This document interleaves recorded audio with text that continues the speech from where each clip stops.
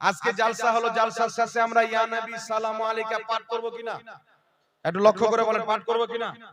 কিছু মৌলবি বেরিয়েছেন বলছে ইয়া নবী বলা যাবে না, মার্কেটে বলে কি বলে না। কিছু মৌলবি আবার এমন বেরিয়েছেন তারা বলতে চাই আল্লাহ পাক কোরআন পাকে বলেছেন ইয়া আইয়ুহান নবী, ইয়া আইয়ুহান নবী অর্থ হচ্ছে হে সম্মানিত নবী। আল্লাহ বলছেন ইয়া আইয়ুহান নবী, হে সম্মানিত নবী, আর তোমরা বলছো ইয়া নবী। তো ইয়া নবী বলা নবীকে অপমান করা, ইয়া আইয়ুহান নবী বলা মানে নবীকে সম্মান করা। আচ্ছা বলেন তো বাবা, আসসালাম ইয়া আইয়ুহান নবী, কোরআন পাকে আছে না ইয়া আইয়ুহান নবী? ইয়া আইয়ুহান নবীর অর্থ যদি হয় হে সম্মানিত নবী, তাহলে ইয়া আইয়ুহাল কাফিরুনের অর্থ কি হবে? ইয়া আইয়ুহান নবী, হে সম্মানিত নবী, তাহলে ইয়া আইয়ুহাল কাফিরুন ওই মৌলবীর যুক্তি অনুযায়ী এর অর্থ হবে হে সম্মানিত কাফির। তাহলে আল্লাহ কি কাফিরকে সম্মান দিয়েছে? তাহলে কোন মৌলবী যদি বলে ইয়া আইয়ুহান নবী, হে সম্মানিত নবী, এর অর্থ ও মৌলবী জাহিল, পড়ে বক্তব্য দেয় না, গাঁজা টেনে বক্তব্য দেয়, ও মাতাল, ওই মৌলবীর বক্তব্য শোনা যাবে না। কোরআন পাকের অর্থ চেঞ্জ করে দেয় নিজের বাপ দাদার ধর্ম বাঁচার জন্য, কোরআন পাকের অর্থ চেঞ্জ করে দেয়। বর্তমানে একটা পোল্ট্রি মুরগি বেরিয়েছে, এ বাটা বলছে আমার কাছে কিয়াম করা হারাম। তো তোমার কাছে কিয়াম করা হারাম মানে কি? হাদিস কোরআন তোমার বাপে? আমি যদি বলি আমার কাছে ও শাওকাতের বেটা লয়, হবে? ও বলছে আমার কাছে কিয়াম করা হারাম, তো আমার কাছে তুই শাওকাতের বেটা লয় না, কি বলেন বাবা? তো তোর কাছে কি এটাকে তালাক দিতে হবে? কুরআন হাদিস ইজমা কিয়াস কি বলে সেটা জাতিকে শোনাতে হবে না, কি বলেন বাবা?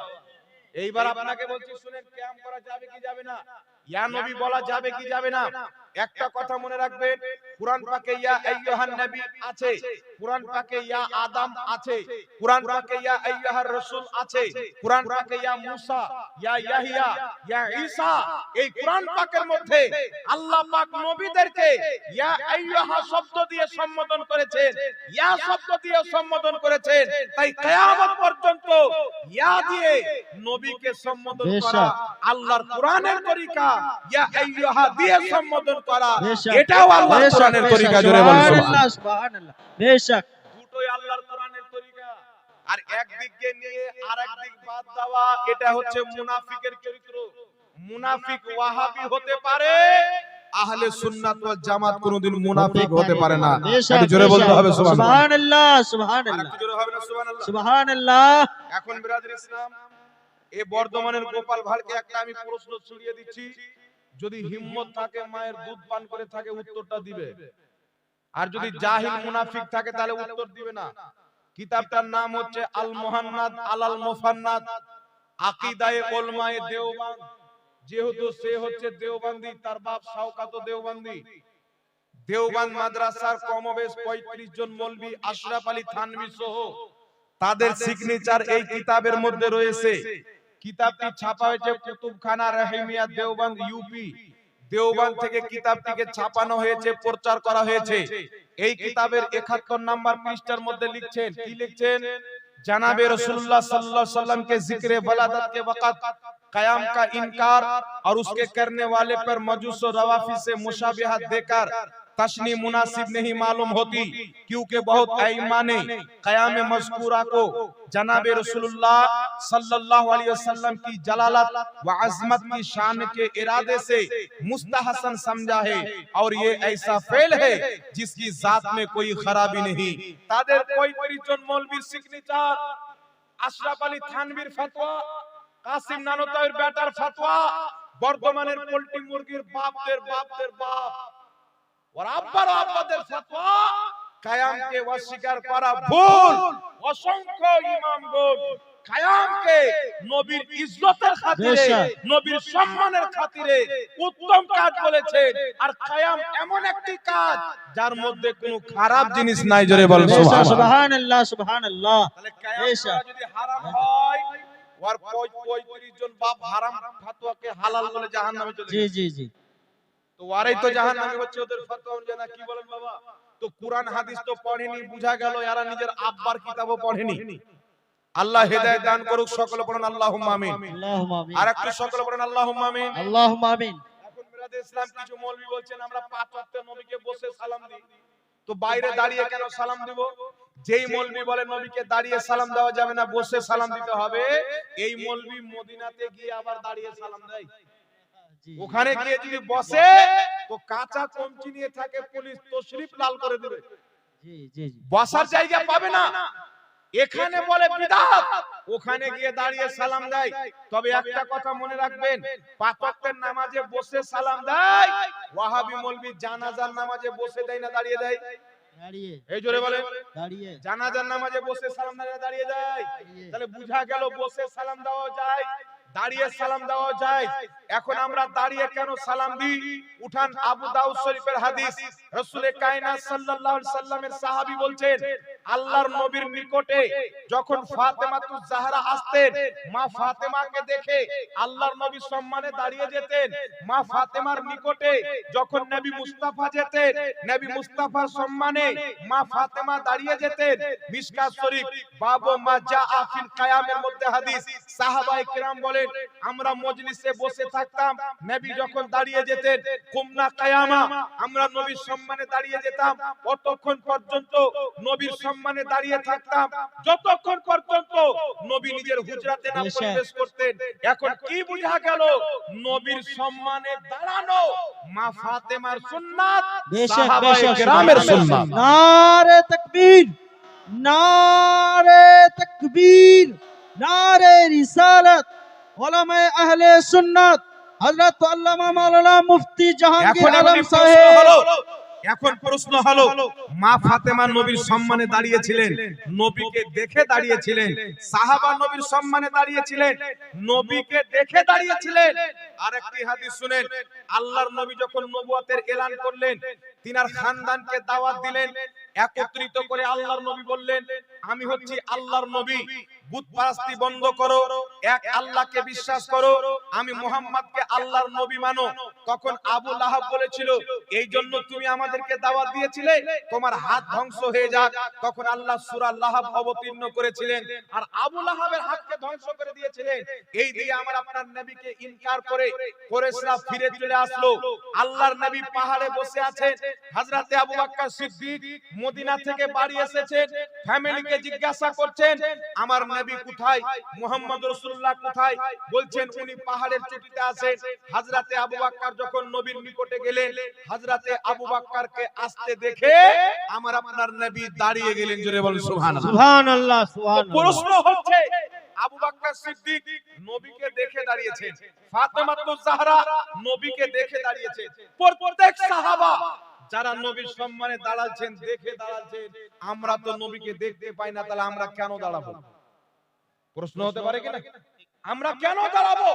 তো ফুকাহায়ে কিরামের ফতোয়া, খাস করে ইমাম কাজী আয়াজ রাহমাতুল্লাহ আলাইহি, যিনি সকলের গ্রহণযোগ্য মুহাদ্দিস, এত বড় মুহাদ্দিস, এত বড় মুহাদ্দিস, তিনাকে না মানলে অসংখ্য হাদিসের ইলমের যাখিরা উম্মতের কাছ থেকে বিদায় নিয়ে নেবেন। বহুত বড় মুহাদ্দিস, তিনি নিজের কিতাব শিফা শরীফের মধ্যে লিখছেন যেমন ভাবে সাহাবায়ে কিরাম আল্লাহর নবীকে দেখে সম্মান করেছিলেন, তেমনি ভাবে কিয়ামত পর্যন্ত নবীর ইন্তিকালের পর নবীকে না দেখে তেমন সম্মান করা মুসলমানদের জন্য জায়েজ আছে। জোরে বলুন সুবহানাল্লাহ, সুবহানাল্লাহ। যেমন ভাবে সাহাবারা সম্মান করতেন নবীকে দেখে, তেমন ভাবে না দেখে নবীকে সম্মান করা জায়েজ আছে। একটু জোরে বলবেন না সুবহানাল্লাহ, ইমাম সুবহানাল্লাহ। ইবনে হাজার আসকালানী বুখারী শরীফের সারাহ ফাতহুল বারীর মধ্যে লিখছেন সম্মানিত ব্যক্তির জন্য দাঁড়ানো, আলিমের জন্য দাঁড়ানো, পীর মাশায়েখদের জন্য সম্মানে দাঁড়িয়ে যাওয়া, এটা হচ্ছে মুস্তাহাব। ইমাম বাইহাকী রাহমাতুল্লাহ আলাইহি বলছেন বড়দের সম্মানে দাঁড়ানো মুস্তাহাব। ইমাম মোল্লা আলী কারি মিশকাতের সারা মিরকাতের মধ্যে লিখছেন আল কিয়ামু আলা ওয়াজহিল বিররি ওয়াল ইকরামে জায়েজুন, সম্মান অর্থে কিয়াম করা জায়েজ আছে। জোরে বলতে হবে সুবহানাল্লাহ, সুবহানাল্লাহ। বর্ধমানের পোল্ট্রি মুরগি বলছে বাবা যে আসসালামু কাবলাল কালাম, বুখারী শরীফের হাদিস, নাউজুবিল্লাহ বলেন, নাউজুবিল্লাহ বলেন, বলছে আসসালামু কাবলাল কালাম, বুখারী শরীফের হাদিস, কিন্তু হাদিসটা বুখারীর নয়, হাদিসটা হচ্ছে তিরমিজির। এবারে হাদিস পড়তে জানে তো, একে কেউ বলেছে বুখারীর হাদিস, এ শুনে মুকাল্লিদ হয়ে ওটাই বলছে। হাদিসটি তিরমিজির, আসসালামু কাবলাল কালাম, ইমাম তিরমিজি বলছেন হাযা হাদিসু মুনকার, এটা হাদিস সহিহ নয়, এটা হচ্ছে মুনকার হাদিস। সহিহ হাদিস কি? শারফে মুস্তাফা, প্রায় 1000 বছর পূর্বের লেখা কিতাব, সেই কিতাবের মধ্যে হাদিস সহিহ সনদে। ইমাম জুরজানি রাহমাতুল্লাহ আলাইহির কিতাব তারিখে জুরজানি, সেই কিতাবের মধ্যে বিশুদ্ধ সনদে হাদিস। আল্লাহর নবী সাল্লাল্লাহু আলাইহি সাল্লামের নিকটে মালকুল মউত এসেছেন ইসরাইল আলাইহিস সালাম, চিনেন? ইসরাইল আলাইহিস সালামকে চিনেন? অনেক লোক বলছে হুজুর না চিনাই ভালো, না কি বলে? মালকুল মউত একজন লোকের নাম হচ্ছে ইসরাইল। মাদ্রাসায় বসে আছেন মাস্টার সাহেব, কে? আওয়াজ দিতে, কে? বলছে ইসরাইল। খবর হয়ে গেল না কি রে বাবা? তো মালকুল মউত এসে বলছেন ইয়া রাসূলুল্লাহ, আপনার আত্মা কবজ করতে এসেছি। আল্লাহ বলেছেন ইসরাইল, তুমি যখন আমার নবীর দরবারে যাবে আত্মা কবজ করতে, পারমিশন নেবে, হুজুর আপনি যদি অনুমতি দেন কবজ করব, না দিলে করব না। মানে ওই যে মুসলিমের হাদিস, মুসা নবীর দরবারে এসেছেন, এসে বলছেন হুজুর আপনার আত্মা কবজ করতে এসেছি। মুসা নবী পাটান করে একটা চড় দিয়েছেন, চোখ বেরিয়ে জমিনে পড়ে। সুবহানাল্লাহ। ওয়াহাবি বলেন নবী যদি নূর হতো তো নবীর দাঁত শহীদ হলো, তো রক্ত কেন বের হলো?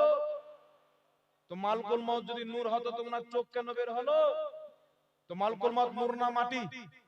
এই জোরে বলেন নূর না মাটি? নূর, বেশক মালকুল মউত নূর না মাটি? জোরে বলেন নূর। দেখবেন দুটো শয়তান আছে, একটা কলকাতার ভেড়া, একটা বর্ধমানের পোল্ট্রি। এই দুই বেটাকে কেউ যদি আমার সামনে বসাইতে পারে ওকে 20,000 টাকা পুরস্কার দেব।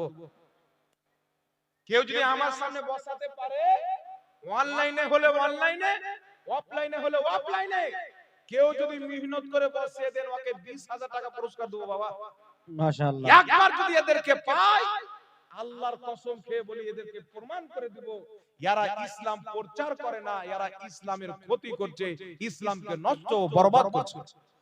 বেশক দুটার বক্তব্য না কোরআনের সাথে মেল, না হাদিসের সাথে মেল। এক একটা আবার কোরআনের আয়াত পড়বে তো আর বাপের ঘরের তাফসীর করবে, মুহাদ্দিসিনের তাফসীর করবে না, বানানো তাফসীর, নিজের মন গড়া তাফসীর করে কোরআন পাকের। আপনার যেটা মানসা কোরআন পাকের উদ্দেশ্য, সেই উদ্দেশ্যকে ধ্বংস করে নিজের উদ্দেশ্য বলবে। তাই যদি পান এদেরকে একবার বসেন, ইনশাআল্লাহ প্রমাণ হয়ে যাবে যে হক যদি পৃথিবীতে থাকে আহলে সুন্নাত ওয়াল জামাত আছে, জোরে বলতে হবে। বেশক বেশক হক। তো বলতেছিলাম বিরাদর ইসলাম, মালকুল মউত চোখ বেরিয়ে পড়ে গেল, নূর না মাটি? এই দুইজন শয়তান যুক্তি দিচ্ছে কি আল্লাহ পাক আদমকে সৃষ্টি করলেন, তো আল্লাহ তাবারাক ওয়া তাআলা কি বললেন? হে ফেরেশতা তোমরা আদমকে সাজদা করো। আদম মাটির তৈরি না নূরের? কথা বলেন। আদম নূরের তৈরি না মাটির? ফেরেশতারা নূরের না মাটির? ফেরেশতারা নূরের তৈরি, আদম হচ্ছে মাটির তৈরি। নূরের ফেরেশতাকে বলছেন আল্লাহ, হে নূরের ফেরেশতা তোমরা মাটির আদমকে সাজদা করো। তাহলে নূরের ফেরেশতা মাটির আদমকে সাজদা করছেন, তাহলে মাটির দাম বেশি হলো না নূরের? মাটির দাম তো বেশি হলো। তাহলে যারা নবীকে মাটি মানে তারা নবীর দাম বাড়ালো, আর যারা নবীকে নূর মানে তারা নবীর নাম ঘটালো। কিন্তু বেটা এটা বলবে না যে কি কারণে সাজদা করা হচ্ছিল। ইমাম জুরকানি শারহে জুরকানির মধ্যে লিখছেন আদমকে সাজদা করার যে হুকুম হয়েছিল, আদমের পেশানিতে নূরে মুস্তাফা চমকিছিল, সুবহানাল্লাহ। বেশক আদমের ছিল, আসলে সাজদা মুস্তাফার নূরকে ছিল। বেশক বেশক সুবহানাল্লাহ।